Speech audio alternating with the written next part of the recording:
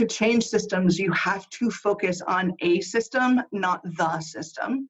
Because if you try to take on the system, it's just an amorphous blob that you can't figure out how to pick at. But you can get at individual systems one at a time. And that at least is a place to start. Welcome to a special SheEO.world podcast series, Money and Power, with Joy Anderson, founder of the Criterion Institute, and Vicki Saunders, founder of SheEO. Systems and patterns of power and money are sometimes hard to see. Joy and Vicki identify the systems that make up this world and the money and power dynamics within them, so that we can better understand how to transform our world. Good morning. Good morning. In this crazy new world, it is a day of 12 hours of Zoom calls, isn't it? That is becoming people's norm at the moment. It is absolutely the norm. One of the things that we write in our values, right? So these values of grace, hospitality, and invitation, part of the theme behind those is to recognize that the world is already connected. The question is, how do you make that visible? And I actually think these 12 hours of Zoom calls are an interesting case in that of, is there a different way that we can see ourselves as connected? What I witness anyway is that people have 12 hours of calls, but they're not reflecting on what happens in between and after and before those calls. Because you can't actually witness those systems if you're running on a hamster wheel through it. You have to step back and go, what did I just notice in that call? Why was I feeling that I didn't want to join? And then I got on it and it reminded me of what? Oh, I needed to be connected, but I wasn't aware of it. I think there's this reflection piece, I believe, is what we're now having more time for. It seems like anyway, when I'm talking to people, to notice what we're in. Before, people were like just blindly running through this thing, like 5 years ago. And I'm like, hey, systems are, well, they're not broken because they're designed this way, but it's not working. People be like, really? And now everyone's like, oh my God, this childcare thing isn't figured out. Oh my God, frontline workers, what are we doing? Oh my God, like it's all in front of us now. And because we've had to slow down to pay attention to it. Some people were already paying attention, but this is a collective like, OMG, this is not working.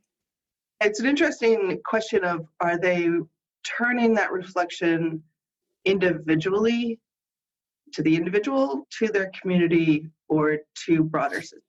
Well, probably all, a bit of, depending on where you are. Yeah, depending on where you are and what you're seeing. The sort of question of how do you inspire people in the moment of personal and community crisis to pay attention to bigger systems. And not everybody has to, right? It's not a mandate that everybody work at the level of a system. There's all kinds of different ways to work. This is really interesting because one of the things I've witnessed over the last few years is many people in the past, because of our individual's culture and bias, think they're the only person experiencing X. Right. And when you get into community, you're like, oh, you too? Oh my God, you too, and you too, and you too. Right. And so that's when we start to realize the system a little bit, because you get on a call and all of a sudden 14 moms are like, oh my God, how are you dealing? You and your husband are home and the kids are running around and like, how do we get anything done? And then when you see the collective impact of that, you're like, how do we shift that? Right. But when we're in an individualist culture, it's a really good strategy to keep us separated because we'll never change anything. And now that all bets are off. Yeah, exactly. The patterns underneath it are not as visible. When you're only focusing on yourself and just getting ahead yourself. But when you're in this, like now kind of strangely isolated force collective, there's more recognition of it. And then presumably as this continues and deepens, there will be more and more desire to shift. But I think that's going to take a bit of time to deepen, depending on where you are.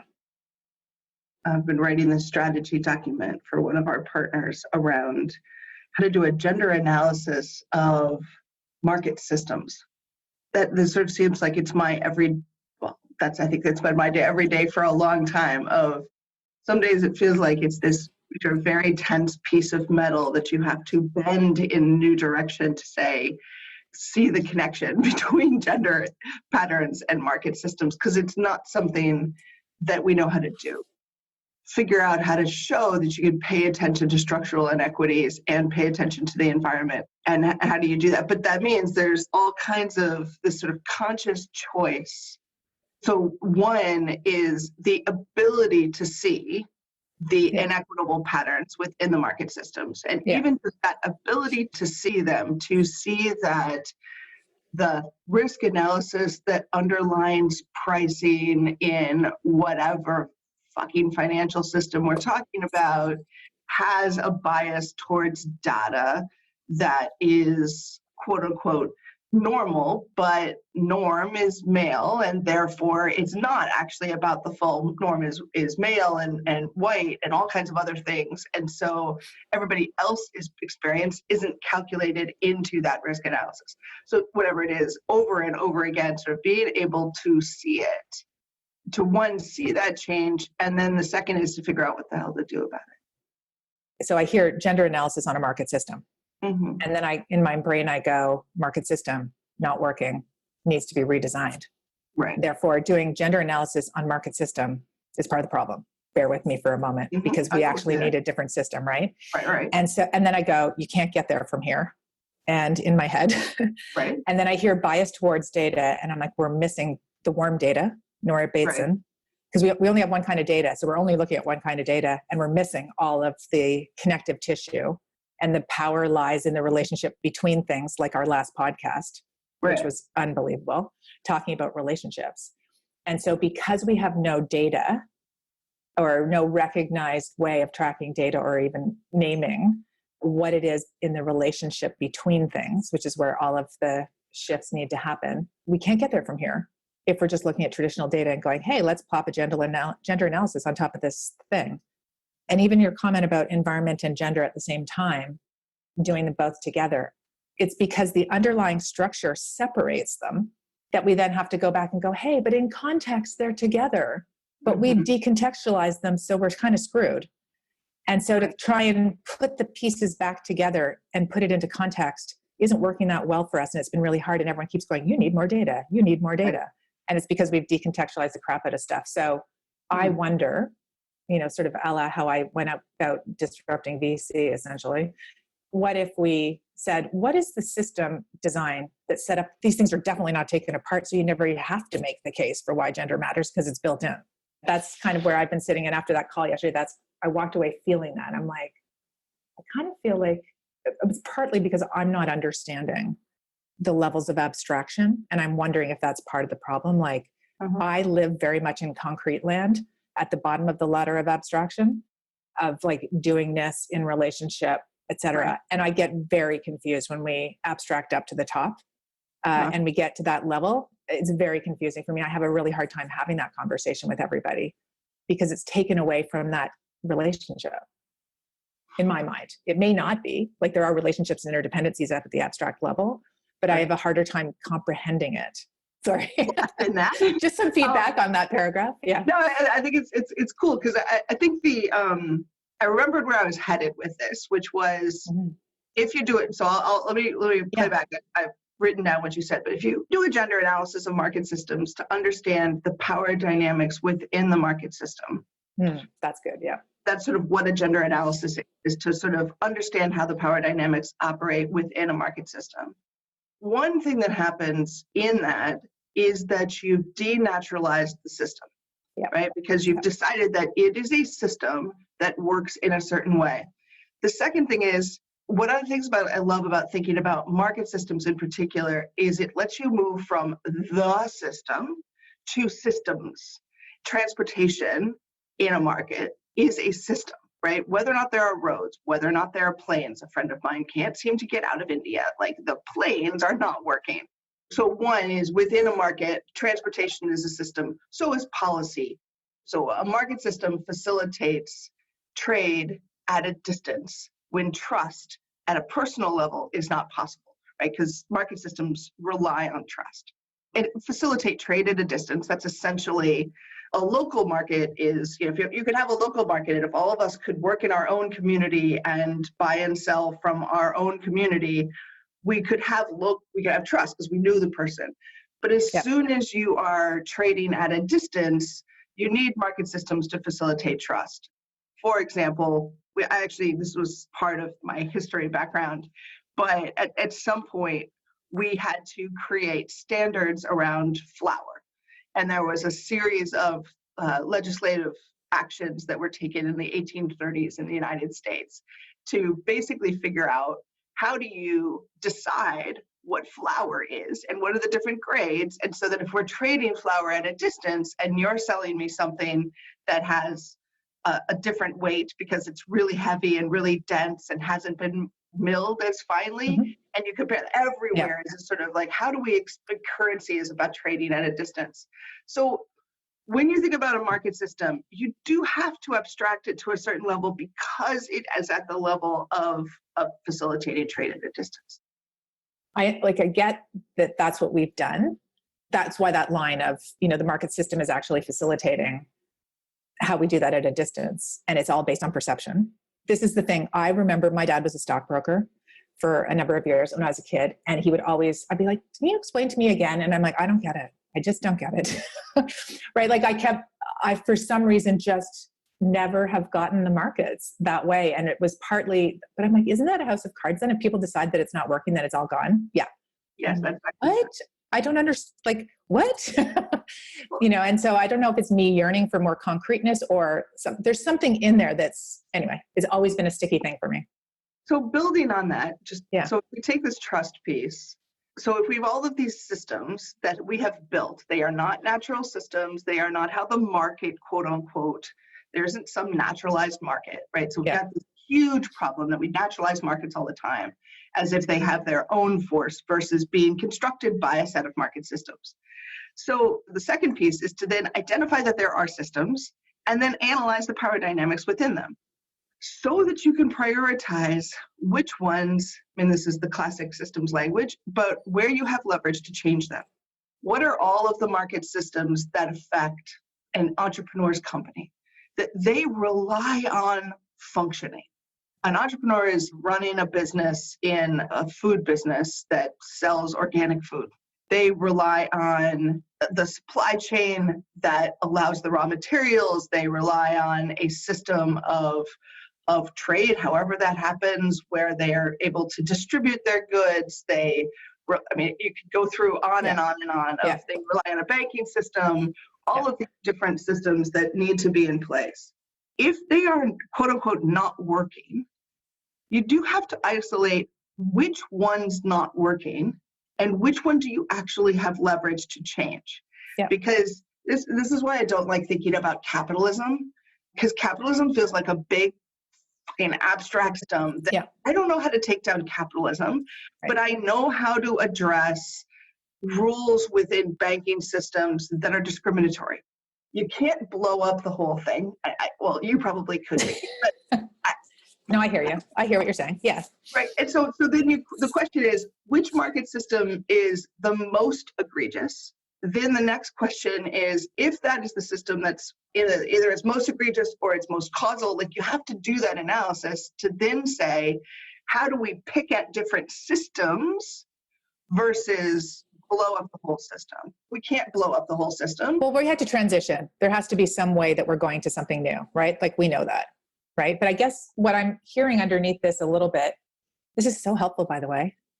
I'm feeling so much smarter talking to you today. So I have never heard you say this before, and maybe I've just missed this, but we are doing a gender analysis so that we can understand the power dynamics, so we can shift systems. That whole thing makes a lot of sense to me. And then I step back and go, so we're doing this gender analysis.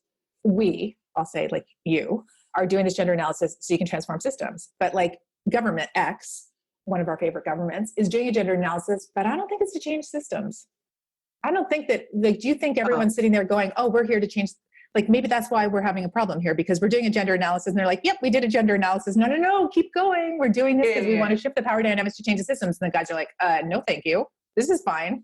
Right now we're being forced into it. But that's where my head went in that sentence. No, I hear you. And so 2 points on that. One is you look at the power dynamics, say what's going on in these power dynamics, what needs to change, and then you have to come up with a strategy to change it. The challenge that we've gotten to is and this is a particularly isolated situation. It's not like lots of people are wandering around doing a gender analysis and then Right. not doing anything about it. But, well, I mean, I suppose lots of people are, but the deal with Global Affairs Canada and the Canadian government overall, my one defense of them is that the very fact that they call for a gender analysis Is amazing. Yeah. is a starting place. Yeah. And if the world doesn't know what to do with that yet, that's a It's a process. Yeah. It's a process, right? So step one, if we're not doing the gender analysis at all, then we are completely blind. So we might be moving to aware. Okay, maybe sometimes we're going to be adaptive to say, oh, wow, well, we should have daycare so entrepreneurs can go to that thing. But we haven't gotten to transformative, right? To that that classic continuum of sort of blind, aware, adaptive, transformative. Where we're stuck is particularly in impact investing, all the shit, sort of all of our work on market systems. We might get to aware. We rarely get past adaptive to transformative. Because of this trust thing, market systems are so powerful and intractable and hard to shift because we wouldn't know how to get out of bed if we couldn't trust them. There is a level of fear, uncertainty. So we're starting these conversations with churches who have assets, like sort of people who have more than $200 million of assets in church organizations, with a basic argument to say, what are the questions that you should ask in your next endowment meeting that aren't, oh my God, my endowment went down? Right. Yeah. And when will it go up? Like, what other questions are we asking? How do we get a groundswell of people asking their financial advisors, what is the question that we can ask instead? Because the trust question is, I gave my financial manager this money, and they said they could navigate the ups and downs. I had an asset allocation that said I would be protected in a downturn because I diversified my assets. That is modern portfolio theory, is a system that we have come to trust. So the question is, how do we start questioning the systems that we trust? On this phone call yesterday, talking to somebody who works in a big bank, who's literally saying, right, we're writing a different white paper every day to be able to talk about what the future post, in the recovery looks like. Wow, that's terrifying, right? Yeah, it totally is. No idea. Yeah. We don't want there to be no idea. We want to make sure our pensions are in place. We want to make sure that there's assets in a bank. Often in finance, those are the areas that we get most conservative about. It's like, well, we can't fuck with that. The question, though, is if we start by saying, all right, what are the market systems? What are the power dynamics in each of these market systems? And knowing that disrupting them, challenging them, even naming that they're biased, will undermine trust that people need to have, right? To your father's stockbroker question, what if we all stopped believing in the market? So that we can start picking off a system, a market system, not the whole system, but a piece of it that we think we can mess with. One of the things people keep asking me to do right now, and I'm like, I don't know. They're like, Joy, you need to sort of do a influence map. People keep asking me, like, what is the influence that you have right now? And I know how important that question is. I'm like, oh, fucking idea. So the question is, how do we then figure out how much influence would we need to be able to change a system? Because we have to actually choose to do it. Yeah, you have all the influence you need. We all have the influence we need to change the system. The question is, in what direction? Because I keep going this, like, if we're going to question modern portfolio theory, then to what end? Like, I got an email yesterday from Impact Alpha. I don't know if you get their daily, saying it's time to 10x impact investing. And I'm like, what the actual F is that? Like, okay, it's time to quadruple down, 10 times down on something that was like never really even existed. Great. Like, my theory underneath impact investing is why it never really happened is because we're trying to get market rate returns plus and all this impact, which we haven't agreed how to track yet or measure. But like, let's do both of those things together. So first of all, the first one's not working well. Our returns are all effed up and messy, and our system is not working well there. And now let's just add on all of the social impact we want without being able to articulate what the warm data of that is. And so let's do that. Let's grow that. So of course it hasn't grown because there's no collective. It's kind of like when people said to me years ago, The reason the not-for-profit sector is like so challenged, there's not a shared vision around what it's about. Because shared vision is profit, make a profit. And in the not-for-profit sector, one organization over another thinks they care more about poverty than the other one, or differently. And therefore that never aggregates or creates an impact, because it's just like, there's no shared vision around where you're going. And so I wonder, like, the shared vision of where we're going is what we're going to have to figure out here. What do we value in the new world?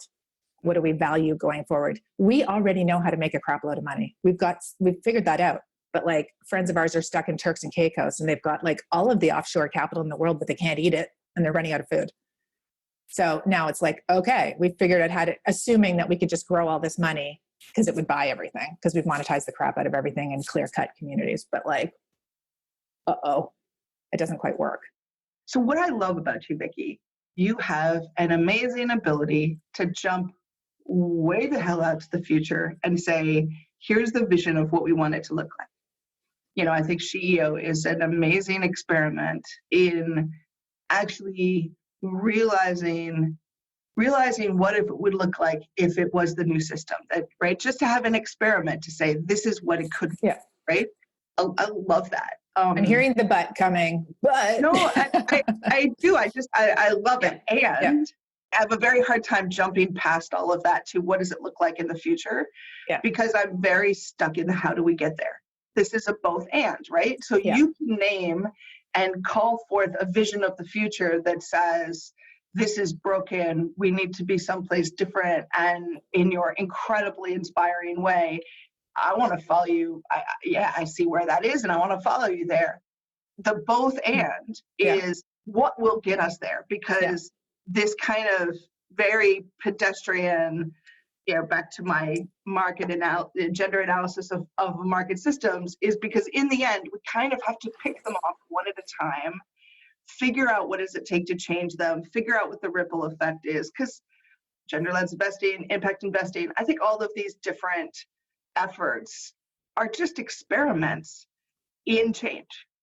Before that, social investing in sort of community finance is still an experiment, ongoing experiment. Social responsible investing was experiments. And all of us are kind of saying, and I actually celebrate all of them, whether or not they work or not for me. No, but they're pieces of the puzzle on the path. They're pieces of the puzzle. And so we're experimenting with a change strategy because change is really hard. And at some level, we have to keep practicing it. I like to call you on what you just said, because I don't think it's actually true. Oh, you're going to call me on the visionary thing?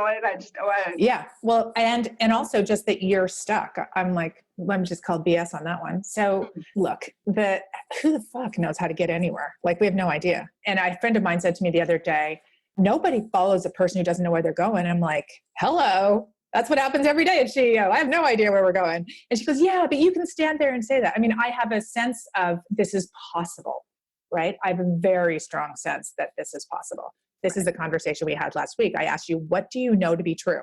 What do you know? And you said that it is possible. And then I posted on Facebook, that's great. Now we just have to figure out what it is. We both know it is possible. What's it? Right. It literally is possible. So part of the thing is just like direct us collectively. We need to direct ourselves towards a future that has, simple principles underneath it of like real democracy and, simplicity. And like, we know that everything's way too complex and we've made it crazy. Those pieces, and then trust that we will collectively get there. Nobody knows how. And you have that capacity as well to like stand up in a room and everyone's like, I'm going to follow her. But you don't have to give people the roadmap. I mean, some people need a roadmap, but then they're just not the early adopters. You need people that'll get on the road with you who don't need the map and tell me exactly what's going to happen. They show up in years 4, 5, 6, 7, but not in the first few. Part of the thing for me that I wonder about with this, like if you went to the end of your sentence of, you've done a ton of gender analysis on the power dynamics in these existing systems. What are the leverage points you're starting with? You've been doing brilliant experimentations with churches.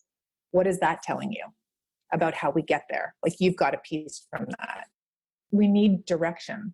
My friend Alex always says this great line. He says, drift has direction, whether or not you know that. So if you're not pointing in a certain place, you are going somewhere. How do we direct ourselves towards something a little different? And I don't think it's like doubling down on the market system. I don't think that's the direction we want to be going in. And I don't know exactly how to articulate the simplicity of what direction, but anyway. I just want to really reaffirm the point of like, Judy said double down on the market system. I actually don't mean the market system. I mean little market systems that manage markets. Because no matter what, we are going to need to have markets. Yes, absolutely. Markets have existed in every economy, full stop.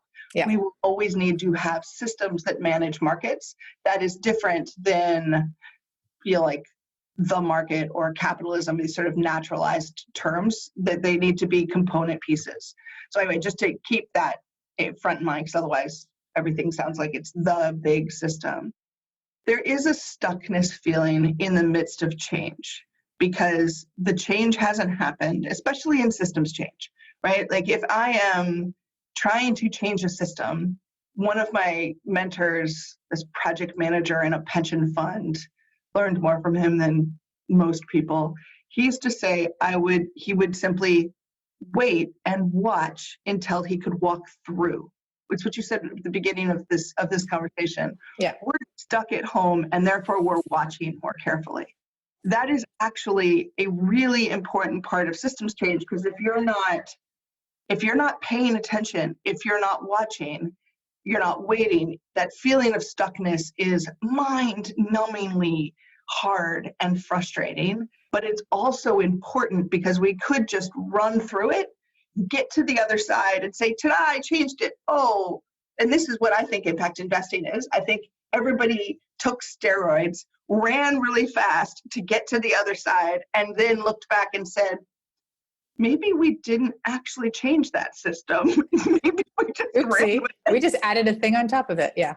Same thing happened in gender-led investing, right? Like, oh my gosh, let's run with women on boards. And now we're looking back going, okay, we have a lot of products that look at women on boards. Did we actually change anything? So that power dynamics still the same. Yeah. Power dynamics are still the same. We didn't actually disrupt any particular system. We just used it to put a different wash on it. And I'm not saying that those things aren't important. It's just maybe race through it a little bit. Well, that's helpful because I was interpreting that you weren't doing an amazing experiment because you were stuck on how to get there. That's what I heard you say, which is not true. I see you doing experiments every day, all day. You're in experiments, continuously practicing, and you don't know where we're going. Like we don't really, we're stuck right at the moment, obviously, between two systems. Like we've got this old world model that's not working anymore based on, like scarcity. And we're going to this other place that nobody really knows what it looks like. And one of the things to do in that is not inaction, but certainly to pause on just go create more of the same female version of the existing broken thing, all that stuff. So the question is, drift is a direction, the sense of being stuck. One of the questions that I have been asking for a long time is, in this moment of stuckness, which is celebrating the stuckness, right? So we're stuck, we're in isolation, we're stuck at home right now. But that stuckness in systems change is also a moment when you are forced to stand still and pay attention. So when I was in my 20s, all my friends were traveling the world, and I was in New York City working at one job. So I stayed at one job for the first 10 years of my career. None of my friends did. They all I'm off to Nepal. I'm like, I'm here in Brooklyn. And I said, the thing is, if I stand in one place and turn slowly, the world will change. So I don't actually need to travel, right? So that my attention to the place that I was at allowed me to see an enormous number of things. So that kind of celebrating standing in one place and watching carefully, and maybe that's what we're all doing in isolation right now. The question that I keep asking, though, is how do we know, since we're not really totally sure what the it actually looks like, how do we know if we're moving in the right direction? Particularly on market systems, because I think there's particularly work in markets, work in finance. What does the new economy look like? What is that? I think we have, as we can name that vision, and I actually don't spend a whole lot of time detailing exactly what that looks like. What I want to know is, how do I know I'm moving in the right direction? I remember a very famous theologian, this guy, Walter Brueggemann, really amazing guy. He wrote a book called The Theological Imagination. He was speaking at a small workshop someplace, he was talking about the economy and he's gotten interested in all these questions. And so in the back of the room, I raised my hand. I said, all right, how do we know we're moving in the right direction? He said, there's one thing to look at, which is, are we reducing poverty? And I was like, oh, bullshit. Really?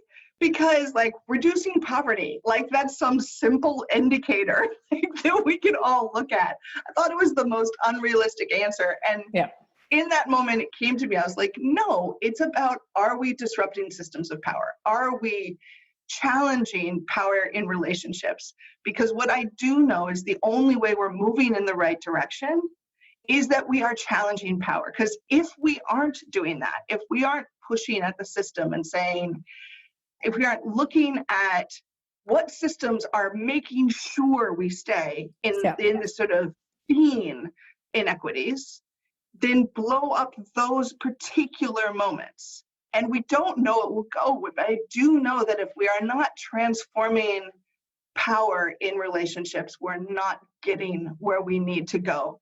And so often what I see people see, what people say is that change, like this is, again, back to not be fun, impact investing. I felt like the people who had power before consolidated power, but just added social good to it without actually changing the power dynamic. That system, right? So the people who were in authority before added a new data set about outcome metrics and said, ah, voila, I've now created social change, but we didn't disrupt the power dynamics. Totally, 100%. And so that's how I know if I'm moving in the right direction. Is that I love that. That's great.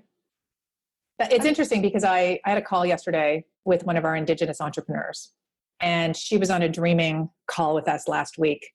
And we ended up talking about follow-on funding, CEO around this thing, and my reluctance to just step into this because there's like all this, so many people are like, it's time. I'm like, not with those designs. That just sounds like the past.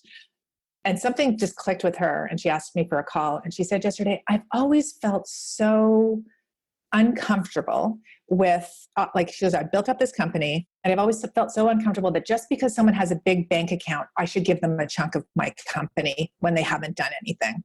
That just doesn't feel right to me. And I was like, yes. And I can imagine almost everyone I know going, yeah, that's how it works. What's wrong with that? That's the way it's supposed to work. And like viscerally, that does not feel right to me either. And it didn't feel right to her. And that to me, I'm like, ooh, excellent. Here's someone who's like looking around her and going, that's just not good enough. Like, I want another way. I want another path. And so going back though is what instead. Yeah, well, of course. The innovation of then what instead is where these experiments are so important.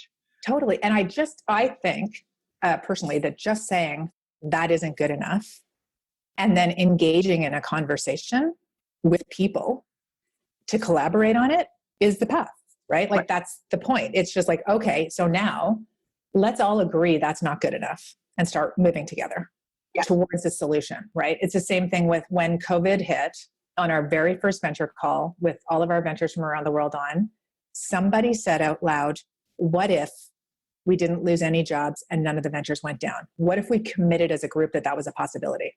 And in a parallel universe at the same time, people were on calls where they said, preserve your cash flow and cut your teams and your burn as much as possible. Those are two possibilities out of a situation. The setting your intention for, I want to go in this direction, and then seeing what surfaces. It's kind of magic sauce. Like they're inside people. They are wanting a different outcome and wanting something different. And will people really step forward to contribute to something without getting, a 10x return? My belief is yeah. Partly because I've spent 5 years saying to people, hey, how about $1,100 and you don't get a receipt and you don't get anything for it? And like, it's about creating a better world. And people are like, sure. And most people are like, what the actual, no, I don't think so. What is that thing? But there is something in people that wants that differentness. So I have enough experience in my life to believe that if you say, this doesn't feel right, anyone else feel that way? That you create a parade. What direction do we want to be going into now around this? Well, we just have to create lots of little parades that just happen to be on Zoom now. And connect them all together. And then we have lots of little parades and one parade at a time and trust. I think the thing that we do have to trust is that actually it's maybe not trust, it's hope. None of this is possible if we don't have hope. I'm a little obsessed at the moment with Nora Bateson and her warm data stuff. I mean, she has a lot of really good lines, but one of them that really struck me the other day is the only way to see systems is through a billion sets of eyes, which I really loved, because there is no way for me to truly understand what it's like to walk in Tracy Gray's shoes.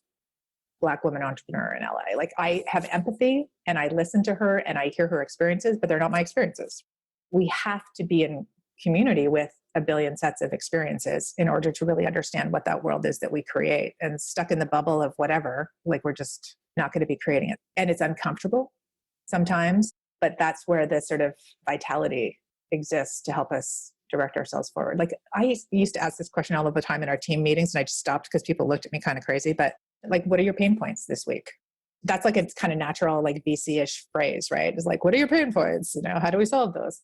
But it really is like, where are there blocks in the system? Where are those places that we need to pay attention to? Because if you're in pain, we can remove those. Whereas other people are like, oh, that's my job, so I should be doing that. I'm like, no. It's something that's a pain point for you. How do we, someone else will love to do what you hate to do and will reorganize things. But that's messy and chaotic. And just taking that to a systems level, you're doing a gender analysis of market systems to be able to identify the Damn. So it does make sense? Shit. Yeah, it does. Amazing. Yeah. One pain point at a time, but with a broad sense that there is a hope that we're going somewhere different. But only if we keep assuming that the way power works right now, who has power and who doesn't, and how the rules are rigged to work for some or others, that we can't actually change them because we've made up these rules so we can make up others. Yeah. Wow. Whew. So can we maybe end on, well, I'll throw this out there and see if it's an end or if it's a beginning of the next talk. It's really to your point about the market system and then market systems and all the different pieces. So there was this quote that really struck me when I was reading it the other day, and it's like, where is the problem with gender equality? And the person said, it's in health, it's in media, it's in education, it's in the economy, it's in the relationship between all of those systems. That's where the problem is with gender equality. It's between all the systems. Again, we have no way of looking at the relationship between systems because we don't track that and we don't have a data word for it, which is where warm data kind of comes from, right? And so we look at it decontextualized individually as opposed to in the relationship because we have no words and no measurement for it. Which then, if you start to think that, you're like, oh, the transition from a way of tracking a certain set of data towards believing that we won't get there unless we get into this, some shared vision on how to track that other stuff. Is that the future we go to? I don't know. It really resonates with me that it's the relationship between things. Like this is why I love process innovation over product innovation most of the time, because there's so much unlocked value in there. And it's really what will transform things, but it's harder. It doesn't fit in a sentence like Airbnb for cats. It's like all of the different pieces, So maybe that's what we pick up when we talk next week. Lots of people have named that we're not going to have any more discoveries inside of specific fields. We're only going to have discoveries that are cross fields, right? That it's those connections. And I think the same is true in our work in finance. The only way we're going to get to innovations in finance is if we connect knowledge and experience that isn't currently connected, right? It's that bridging of, or it's, back to the original point of how do we think about gender and climate change at the same time, God forbid. For many people, that is too complicated. Absolutely. Focus on the one thing, I've got this one thing going. And I think there's a really interesting balance between to change systems, you have to focus on a system, not the system. Because if you try to take on the system, it's just an amorphous blob that you can't figure out how to pick at. But you can get at individual systems one at a time. And that at least is a place to start. Wow, great. Thank you, Joy. Thank you. Thank you for listening to the Money and Power series on the CEO.world podcast with Vicki Saunders and Joy Anderson. If this conversation resonated with you, please share it with a friend and subscribe on your favorite listening platform. To learn more, go to CEO.world and CriterionInstitute.org.